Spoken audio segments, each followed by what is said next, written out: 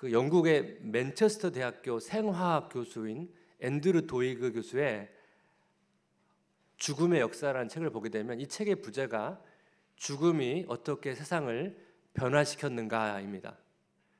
그러니까 인간에게 죽음을 가져온 여러 가지 원인, 뭐 예를 들면 질병, 또 기근과 같은 어떤 자연재해, 자동차 사고와 같은 여러 사건들, 또 뭐 마약이나 알코올 중독과 같은 나쁜 습관들, 그 여러 가지 이런 원인들을 분석하면서 인간이 어떻게 이런 죽음의 원인들을 극복하려고 애를 썼는지를 보여주는 내용입니다. 이 책 내용 중에 좀 흥미로웠던 포인트가 하나 있었는데 이 괴혈병에 관한 내용입니다. 제가 이 괴혈병에 흥미가 있었냐면 예전에 이종사촌이 괴혈병 때문에 되게 고생을 했습니다. 근데 이 괴혈병에 대한 그 내용을 보니까 그 과거 대항해 시대 때 유럽인들이 이제 배를 타고 멀리 나가게 됩니다. 그리고 오랜 시간 이제 배에 머물게 되는데 이 과정에서 그 선원들과 해군들이 많이 괴혈병 때문에 죽었습니다. 그 당시 영국 해군은 이 총으로 죽은 군사보다 이 괴혈병으로 죽은 군사가 더 많았습니다. 이 괴혈병은 피하 출혈, 뭐 잇몸 감염, 치아 흔들림 등과 같은 증상이 나타나는데 이제 시간이 오래되면 팔다리가 붓고 검어지면서 나중에는 움직이지 못해서 이제 죽게 됩니다. 그래서 이 괴혈병을 이제 극복하려고 여러 가지 시도를 하는데 린드라고 하는 어떤 의사가 괴혈병에 걸린 사람들을 모아놓고 여러 가지 이제 실험을 하죠. 요즘은 인상 실험을 한 겁니다. 두 그룹으로 나눠서 여러 가지 음식을 막 제공하는 거예요. 그래서 어떤 음식이 이 괴혈병에 호전이 있는지, 그런 과정에서 오렌지와 레몬이 이 괴혈병에 호전이 있다는 것을 발견하게 됩니다. 이런 과정을 통해서 우리가 요즘은 다 알죠. 이 비타민 C가 중요하다는 거, 이 비타민이 중요하다는 것을 이런 과정을 통해서 이제 발견하게 된 것입니다. 사람들이 이제 괴혈병에 안 걸리려고 이제 과일이나 이런 단 것을 섭취하지 않았겠습니까? 근데 문제가 뭐냐면 비타민이라는 것은 어느 정도 섭취하면 더 이상 필요는 없잖아요. 근데 사람들이 너무 많이 이제 과일이나 단 것을 섭취하다 보니까 비만, 당뇨, 충치가 생긴 거예요. 그러니까 이 전에는 비만, 당뇨, 충치 이런 질병들이 거의 없었는데 이런 질병을 가진 사람들이 갑자기 급증하는 거예요. 그러니까 어떻게 됩니까? 또 이제 비만과 당뇨와 충치를 또 극복하려고 또 이제 분석하고 이러면서 이제 오늘날까지 이렇게 왔다는 얘기예요. 의술과 과학기술의 발달로 여러 질병이 또 치료가 되고 또 예방도 되면서 많은 부분에서 좋아진 것이 있죠. 하지만 인간은 이 죽음의 문제를 극복을 못했습니다. 왜냐하면 인간은 이 죽음의 더 근본적인 문제인 죄의 문제를 해결할 수가 없기 때문에 그렇습니다. 예수 그리스도의 죽음이 이 죄의 문제를 해결했죠. 그래서 인간의 죽음에 대한 하나님의 대안은 예수 그리스도의 죽음입니다. 오늘 본문에서 예수 그리스도의 죽음에 대한 강조점이 좀 있습니다. 책에서 죽음이 어떻게 인간 사회에 영향을 미쳤는지를 다루었다면 오늘 성경 본문은 그럼 예수 그리스도의 죽음이 우리에게 가져다 준 것은 무엇일까? 저는 이 포인트를 가지고 오늘 좀 말씀을 나누려고 합니다. 지금 마태복음 12장 거의 끝에 와 있는데요. 지금 계속 예수님과 바리새인들과의 논쟁이 계속되고 있습니다. 오늘 본문에서도 이 논쟁이 계속되고 있는데 서기관과 바리새인들이 예수님께 표적을 보여달라고 요구합니다. 마태복음 12장 38절 그때 서기관과 바리새인 중 몇 사람이 말하되 선생님이여 우리에게 표적 보여주시기를 원하나이다. 지금 예수님께서는 지금 계속 앞에서 표적을 계속 보여주셨습니다. 병자도 고쳐주고 귀신 들린 사람도 고쳐주시고. 근데 바리새인들은 예수님이 이런 이적에 대해서 왜곡해서 해석을 했습니다. 그래서 지금 바리새인들 예수님께 지금 표적을 보여달라는 것은 지금까지 보여준 것 말고 더 분명하고 확실한 것을 보여달라는 거예요.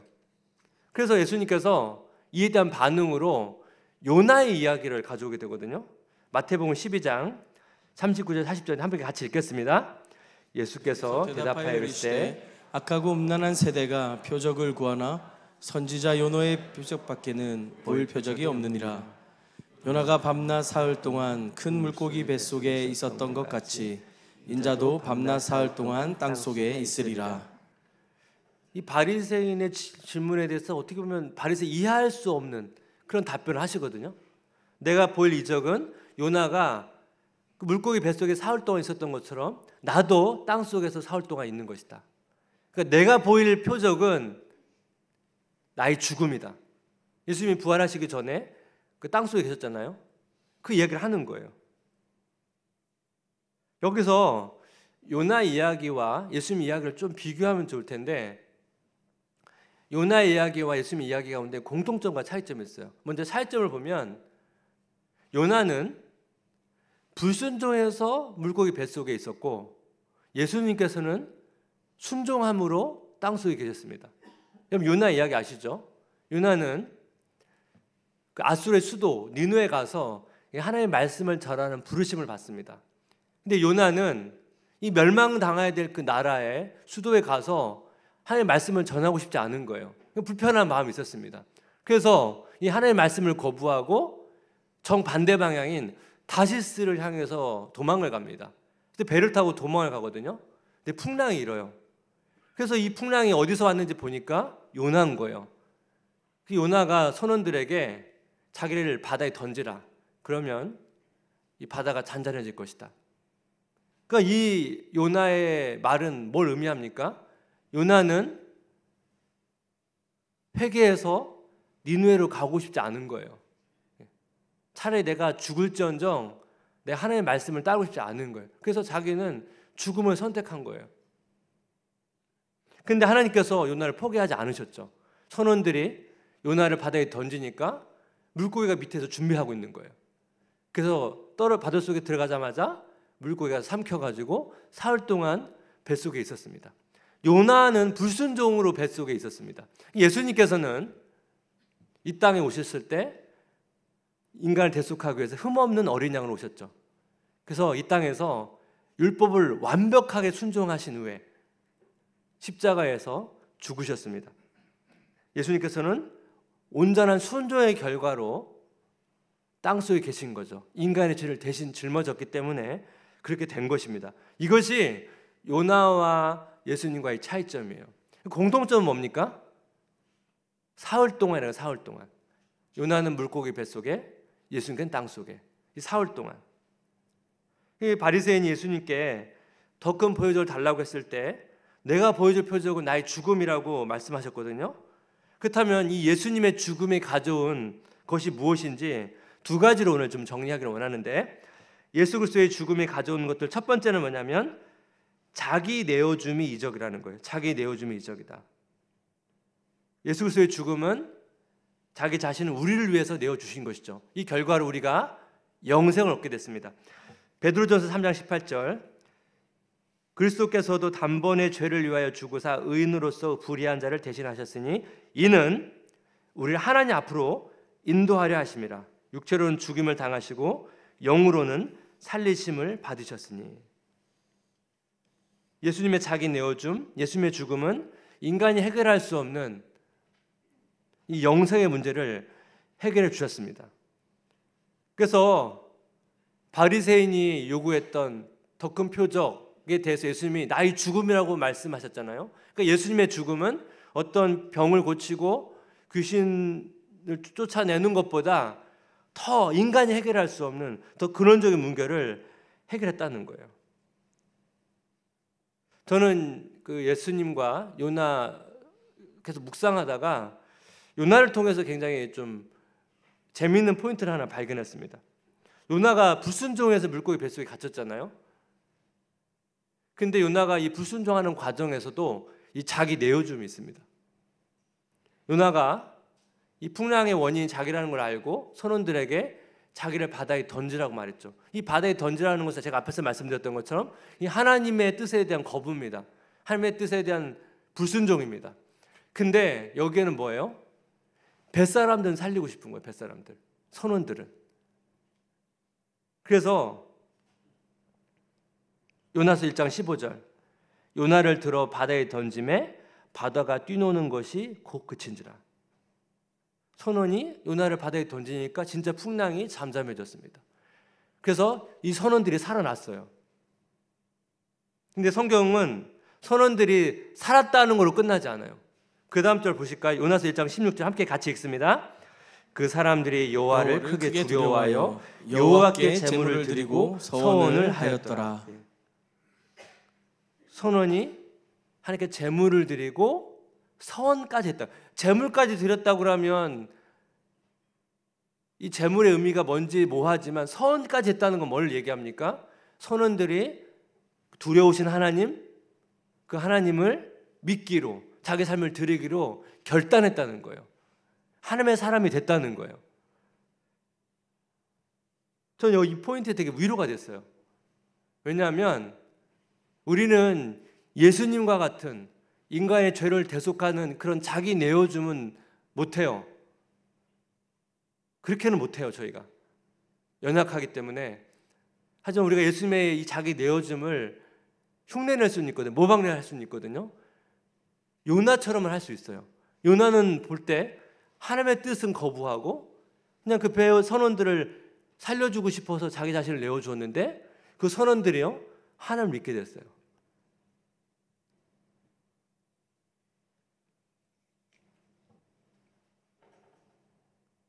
우리가 요나와 같다는 거예요.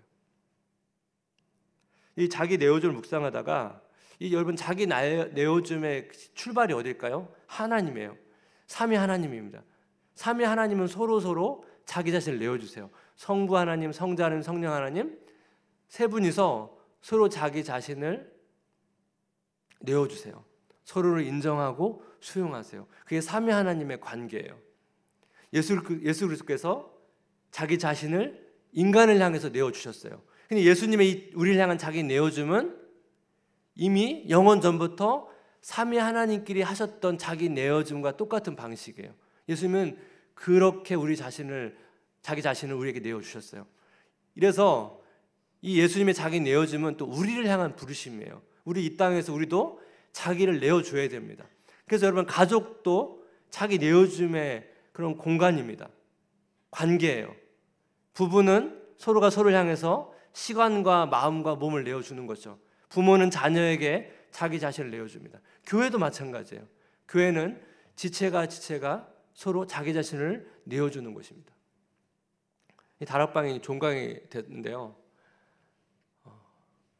순자님들끼리 한번 종강 모임을 하는데 이렇게 소감을 이렇게 쭉 나누는데 사람들이 참 많이 우시더라고요. 한 학기 동안 자기 자신을 내어주면서 섬겼는데 때로는 자기의 부족함 때문에 또 자기 너무 부족했지만 하나님께서 한 분 한 분들을 통해서 돌봐주시는 것에 대해서 그러면서 이렇게 많이 우셨어요. 그리고 이번에 이제 좀 다락방을 좀 내년에 분가해야 돼가지고 여러 다락방이 좀 분가를 하거든요. 그러니까 분가를 하려니까 이제 헤어져야 되잖아요. 그 사람이 거의 가족처럼 이제 막 친밀해지고 끈끈해졌는데 이 분가를 하려니까 얼마나 아쉽겠습니까? 어쨌든 또 이 분가된 다락방이 또 잘 세워지기를 그런 마음에서 많이 고심하고 그러면서 제가 느끼니까 참 그 과정에서 제가 많이 감동이 됐습니다. 순장님의 자기 내어줌, 또 순원들끼리 서로 자기 내어줌, 이게 하나님의 모습이라는 거예요. 제가 이 자기 내어줌을 묵상하다가 오래전에 되게 읽었던 책인데 그 앤 보스캠프라는 사람의 책이 생각을 났는데 이 책이 이제 되게 독특한 게 이 저자를 소개할 때 이렇게 시작합니다. 차라리 태어나지 않았더라면을 습관처럼 내뱉고 우울증과 자살 충동과 자기 파괴적인 성향으로 자신을 실패자로 낙인 찍으며 살아왔다. 이게 자기 소개의 보통 첫 문장이에요. 보통 우리가 여러분 책 보면 자기 소개서 보면 이렇게 시작하지 않잖아요. 이분이 하나님의 은혜를 받고 회복하고 자존감이 회복되어 가지고 그 책을 쓴 거예요. 근데 그 책 내용 중에 이 자기 내어줌에 대한 그 짧은 묵상글이 있는데 그 내용을 한번 제가 읽어보겠습니다. 기적은 떼어냄, 부서짐 속에서 역사한다. 먼저 부족함에 대한 감사가 드려졌고 기적이 일어난 건 그 다음이었다. 먼저 떼어냄과 내어줌이 있었고 내어줌이 일종의 교통이 되어 공동체 안에서 풍성한 체험이 되었다. 기적은 떼어냄 속에서 일어난다. 좀 내용이 어렵습니다. 한번 같이 한번 읽어볼까요? 천천히 시작. 기적은 떼어냄 속에서 역사한다. 먼저 부족함에 대한 감사가 드려졌고 기적이 일어난 건 그 다음이었다. 먼저 떼어냄과 내어줌이 있었고 내어줌이 일종의 교통이 되어 공동체 안에서 풍성한 체험이 되었다. 기적은 떼어냄 속에서 일어난다. 예. 여기 보면 떼어냄과 내어줌이라는 단어가 나오죠. 쉽게 예를 들면 예수님을 생각하시면 됩니다. 예수님께서 자기 자신을 내어주셨죠. 근데 이 내어주는 과정에서 자기 살이 찢겨지는 그런 고통을 당했습니다. 그래서 떼어냄과 내어줌, 아마 저자가 예수님을 묵상하면서 만든 용어 같아요. 근데 예수님에게 떼어줌과 내어줌이 우리를 향했고 우리랑 교통이 되었고 우리가 교통이 되면서 우리가 회복이 되었죠. 우리가 회복된 우리가 또 공동체 안에서 다른 지체들에게 떼어줌과 내어줌을 통해서 그들을 또 회복시키는 통로가 된다는 거예요. 여기 나오는 떼어냄 보니까 부서짐, 브레이킹이라는 단어, 부서짐이라는 단어였는데 이 단어의 의미는 이런 것 같아요. 이 저자가 굉장히 고통이 많았거든요. 여러분 이 고통 가운데 그 자기 영혼이 아프고 부서지는 것 이거를 자기는 그 떼어낸 부서지라는 단어를 쓴 거예요. 근데 여러분 이게 공동체 안에서 여러분 이런 일이 일어나요. 한 지체가 자기 힘든 걸 막 나누면 그 아픔을 들으면 나누는 자나 듣는 자가 함께 아파하면서 그 과정에서 치유가 돼요. 여러분 그런 것 여러분 경험하지 않습니까? 같이 공감하고 같이 아파하고 그런 과정에서 회복이 돼요. 기적은 떼어냄과 내어줌 속에서 일어난다는 거예요. 바리새인들이 병 고치고 귀신 들린 자를 쫓아내는 것, 이 놀라운 이적 아닙니까? 근데 여러분 그것만 이적이 아니고 오늘 예수님께서는 자기 자신을 떼어내고 내어줌을 통해서 우리를 살리셨던 것처럼 이것이 그런 병을 고치고 이런 것보다 더 큰 이적이라고 예수님 바리새인에게 그렇게 답변을 하시는 것 같습니다. 우리도 그렇게 할 수 있다는 거예요. 우리가 뭔가 떼어준다고 해서 뭔가 가져야만 떼어주는 게 아니에요. 오늘 내용을 보니까 그 저자는 자기의 아픔 가운데, 자기가 고난 가운데 아파하고 부서지는 그 아픔을 나누니까 그거 자체가 어떻게 해요? 다른 사람을 치유하고 그 사람을 채우게 되는 통로가 된다고 이야기하고 있잖아요. 그러니까 뭔가 꼭 우리가 뭔가 있어야만, 줄 게 있어야만 되는 게 아니에요. 없어도 돼요. 근데 아픔만 나눠도 누군가를 채울 수 있다는 거예요. 그래서 우리가 자기 내어줌, 사실 우리는 예수님처럼 못해요. 요나처럼 할 수 있잖아요. 요나처럼 할 수 있잖아요. 뭔가 서툴고 부족해도 우리가 우리 자신을 내어주면 그 과정을 통해서 우리는 누군가에게 체험을 줄 수 있다는 것입니다. 이번 한 주간 동안 여러분 일상에서 끊임없는 자기 내어줌 있지 않아요? 가족을 향해서 또 지체를 향해서 이웃을 향해서 그 내어줌을 통해서 오늘 경험했던 이 일상의 그 은혜가 있으시기를 주님의 이름으로 축복합니다. 예수 그리스도의 죽음에 가져온 것들 두 번째는 뭐냐면 신앙생활은 중립지대가 없다는 거예요. 예수님의 죽음은 우리에게 선택을 요구해요. 뭘 가지고 선택을 요구하냐면 오늘 본문을 보세요. 마태복음 12장 43절 45절 더러운 귀신이 사람에게서 나갔을 때 물 없는 곳으로 다니며 쉬기를 구하되 쉴 곳을 얻지 못하고 이에 이르되 내가 나온 내 집으로 돌아가리라 하고 와보니 그 집이 비고 청소되고 수리되었거늘 이에 가서 저보다 더 악한 귀신 7을 데리고 들어가서 거하니 그 사람의 나중 형편이 전보다 더욱 심하게 되느니라. 이 악한 세대가 또한 이렇게 되리라. 간단하죠. 더러운 귀신이 사람에서 나갔다가 쉴 곳을 찾았다가 없어서 다시 가봤더니 그 사람이 정비가 돼 있는 거예요. 그랬더니 뭐예요? 더 많은 귀신이 그 사람에게 들어갔다는 거예요. 이러면서 상황이 안 좋게 됐다는 거예요. 사실 이 내용 본문은 지난주 본문과 연결이 됩니다. 왜냐하면 지난주 본문에 예수님께서 귀신 들린 사람을 고쳐주셨거든요. 근데 여러분, 귀신 들린 사람이 귀신 들림에서 고침을 받았어요. 귀신이 떠났어요. 그럼 이전보다 도와졌잖아요. 근데 귀신 들린 사람이 귀신이 나갔잖아요. 그 다음이 중요한 거예요. 그 다음에 예수님을 받아들였냐 받아들이지 않았냐가 중요해요. 귀신이 나갔어도 이전보다는 좋아졌지만 예수님을 받아들이지 않으면 결과적으로 어떻게 해요? 이전보다 더 악한 상황이 되는 거죠. 다시 귀신 들릴 수 있으니까. 이 본문을 그리스도인에 좀 비유를 한다면 이게 이런 의미로 생각하면 좋겠습니다. 우리가 그리스도인이 된다는 것은 이런 의미입니다. 마치 귀신 들린 자가 귀신이 나간 정도가 아니라는 거예요. 기독교 칭의라는 용어가 있거든요. 의롭다움을 받는다는 거예요. 우리가 의인이 되었다는 거예요. 그러니까 칭의라는 개념은 죄인이 죄수의 옷을 벗은 정도로 끝나는 게 아니고 의인의 옷을 입었다는 데까지 가는 거예요. 단순히 죄수의 옷을 벗은 것도 좋은 거 아닙니까? 이전보다는. 하지만 거기서 멈추면 안 돼요. 우리는 의인의 옷을 입은 존재까지 간 거예요. 죄수의 옷을 벗은 상태는 언젠가 또 다시 죄를 지면 죄수의 옷을 입을 수 있잖아요. 예수님께서 우리에게 그 정도로 머무르게 하신 게 아니고 의인의 옷까지 입히신 정도까지 우리를 만드셨다는 거예요. 그게 중요합니다. 우리가 죄수를 벗을 정도가 아니고 우리는 의인의 옷을 입은 정도까지 된 거예요. 그래서 우리는 의인은 중간이 아니고 하나님을 따르는 사람이고 하나님을 추구하는 사람이에요. 제가 예전에도 한번 이 줄 설교 때 인간이 가진 경향성에 대한 이야기를 한 적이 있습니다. 인간은 중립이 아니에요. 인간은 경향성을 띠어요. 그래서 하나님을 믿지 않으면 인간은 하나님을 반대하는 경향성만 가져요. 예수님을 믿게 되면 우리는 이거 말고 또 하나의 경향성을 갖게 되는데 하나님을 향하는 경향성을 가져요. 그래서 그리스도인들은 이 두 가지 경향성이 있어요. 하나는 하나님을 따르고 싶고 또 하나는 하나님을 따르고 싶지 않고 죄성 때문에 이게 두 가지가 싸우거든요. 근데 하나님을 자꾸 따르지 않으려는 경향성들이 우리 삶에도 나타나는데 그래서 우리가 말씀에 순종하지 않을 때가 있잖아요. 그리고 예를 들면 이런 거죠.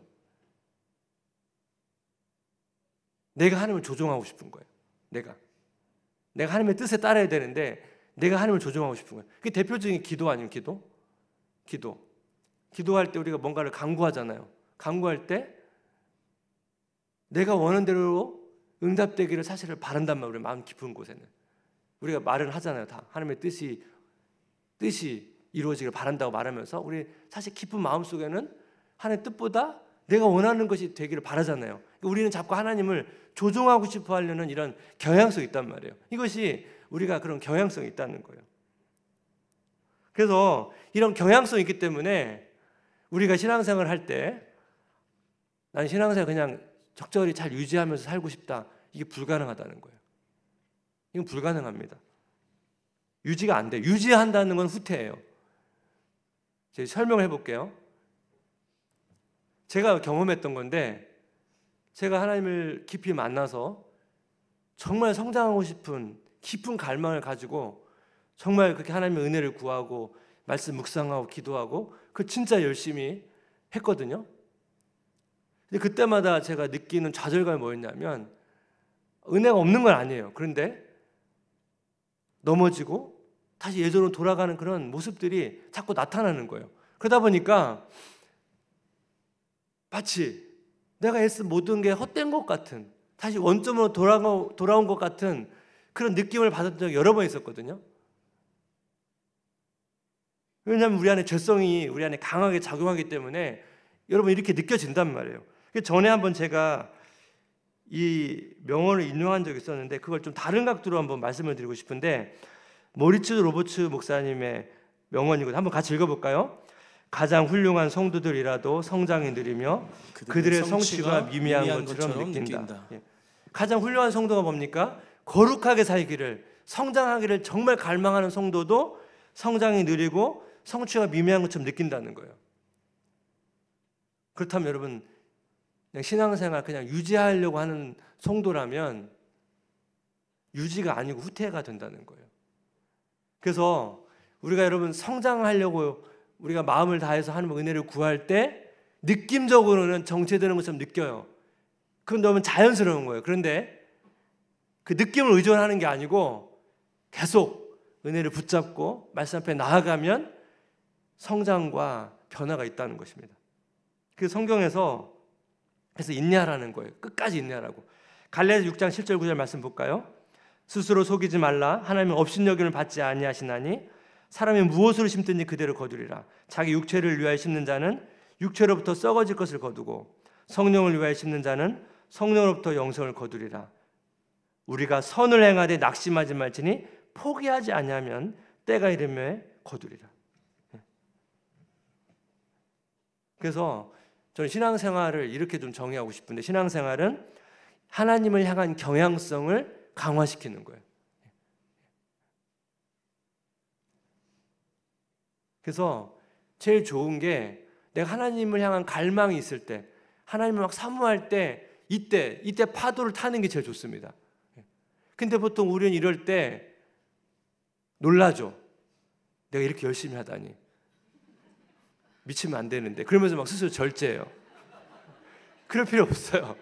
여러분, 애를 써도 언젠가 정체가 온다니까요.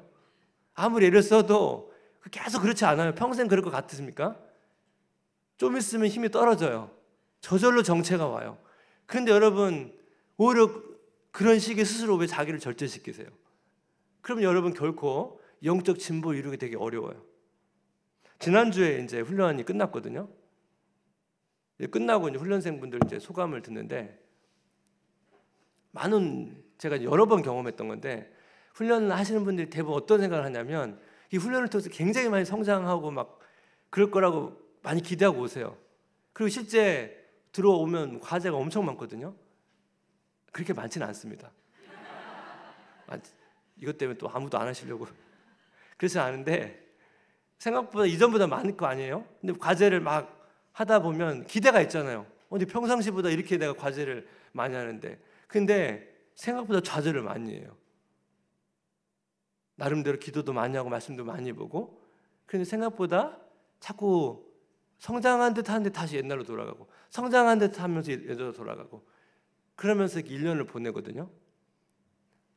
그래서 1년 돌아보면 분명히 성장하고 변화된 게 있는데, 훈련생이 무슨 얘기를 하냐면,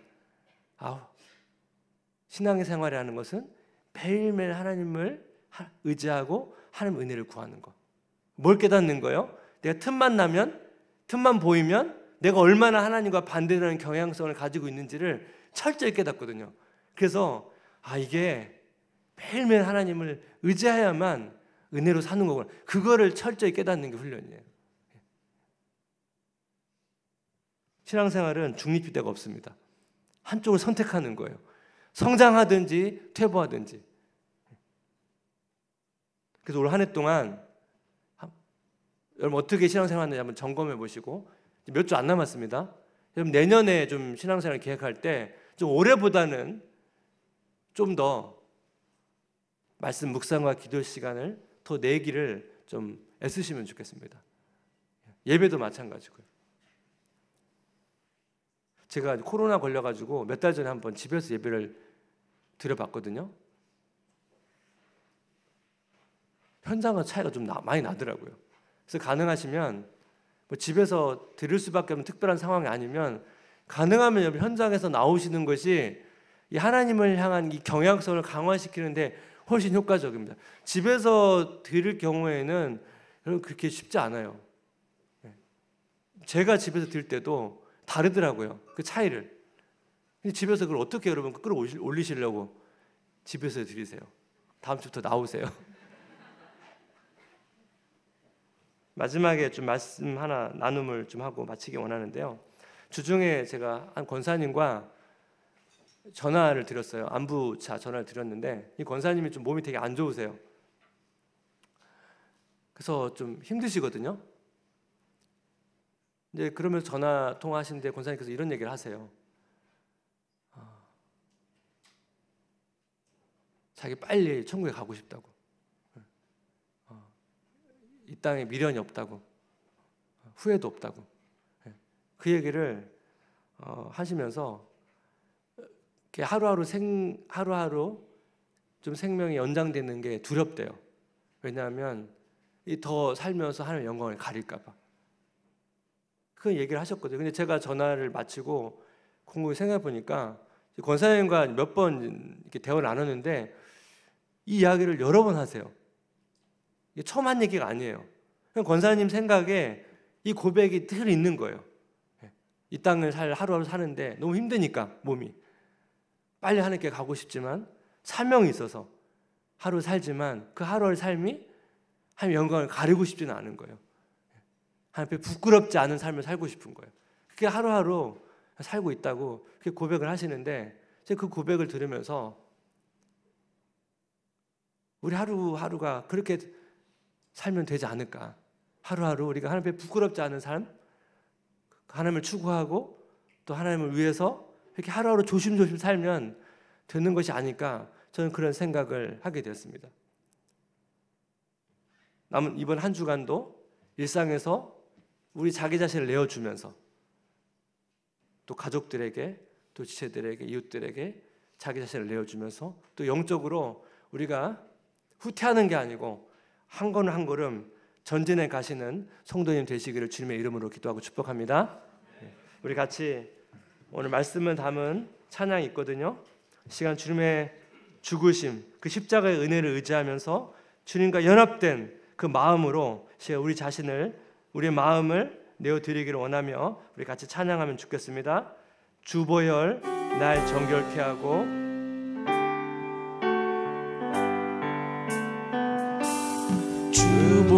주보혈 날 정결케 하고 주보혈 날 자유케 하니 주보혈 날 자유케 하니 주 앞에 나 예배하는 이 시간 주 앞에 나 예배하는 우리 하나님의 보좌 앞에 있다고 생각하면서 나의 모든 것을 주께 드리네. 우리 예수를 바라보면서 주의 손 날 위에 주의 손 날 위에 씻기셨고 주의 발 날 위에 박히셨으니 주의 발 날 위에 박히셨으니 이제는 내가 사는 것이 아니요 이제는 내가 사는 것이 아니요 오직 주를 위해 사는 것이라 오직 주를 위해 사는 것이라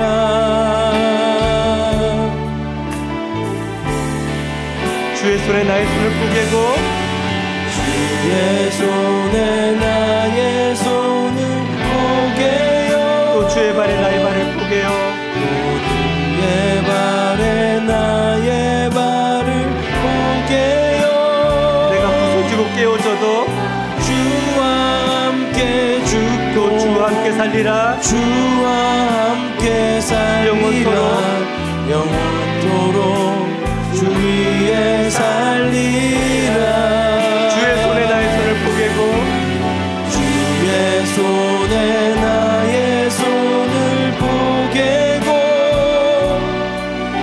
또 주의 발에 나의 발을 포개요 나 주와 함께 죽고 나 주와 함께 죽고 주와 함께 살리라 주와 함께 살리라 영원토록 주 위에 살리라 주 위에 살리라 다시 한번 주보혈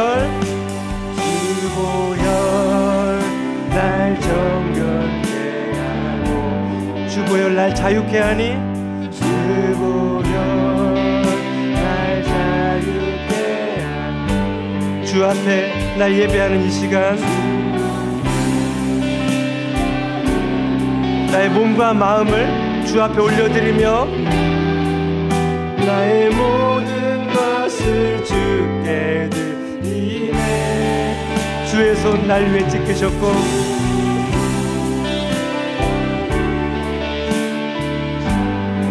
주의 발 날 위에 박히셨으니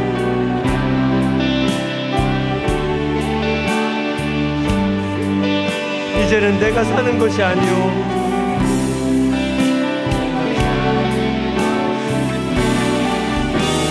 오직 주를 위해 사는 것이라.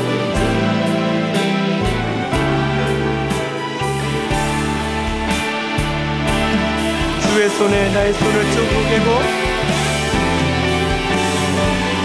주의 손에 나의 손을 포개고 또 주의 발에 나의 발을 포개요. 또 주의 발에 나의 발을 포개요. 나 주와 함께 죽고 나 주와 함께 죽고 또 주와 함께 살리라. 주와 함께 살리라. 영원토록 주 위에 살리라. 주의 손에 나의 손을 포개고 주의 손에 나의 손을 포개고 또 주의 발에 나의 발을 포개요. 또 주의 발에 나의 발을 포개요. 나 주와 함께 죽고 나 주와 함께 죽고 주와 함께 살리라. 주와 함께 살리라. 영원토록 주 위에 살리라. 주 위에 살리라. 위에 살리라. 이 시간에 두 가지 기도 제목을 가지고 같이 기도했으면 좋겠습니다. 예수 그리스도께서 이 땅에 자기 자신을 우리를 위해서 내어주시게 오셨습니다. 이것이 최고의 기적입니다. 우리도 그 예수님을 향해서 우리의 몸과 마음과 우리의 시간을 내어주기를 원합니다. 가족이 서로에게, 교회 지체가 서로가 서로에게 자신을 내어줄 수 있도록, 우리 교회가 어려운 이웃을 향해서 자기 자신을 내어줄 수 있도록 기도했으면 좋겠습니다. 우리가 뭔가를 가져야만 내어줄 수 있는 게 아닙니다. 말씀을 드렸죠? 우리의 부서짐, 우리의 깨어짐, 우리의 아픔과 고통만 있어도 우리는 내어줄 수 있습니다. 그것을 통해서, 나의 아픔을 내어줌을 통해서 우리는 누군가를 회복시킬 수 있습니다. 두 번째 기도할 때, 여러분, 신앙생활은 중립지대가 없습니다. 중간이 없습니다. 우리는 신앙을 강화시키든지 후퇴하든지 이 두 가지밖에 없습니다. 시간에 우리가 한 해를 돌아보면서, 혹시 여러분 신앙생활을 그냥 유지하려고만 했었던 그런 마음이 있다면 시간 다 내려놓고 시간 하나님 내 마음을 드리고 더 하나님을 갈망하고 하면 은혜를 구하면서 나아가길 결단합니다. 은혜를 구합니다. 은혜를 베풀어 주시옵소서. 나 자신을 내어놓고 아버지 하나님의 은혜를 구하면서 아버지 내 은혜가 더 하나님 앞에 주신 은혜가 더 풍성해지길 원합니다. 우리 같이 하나님께 간절히 기도하며 나갑니다. 같이 기도하겠습니다.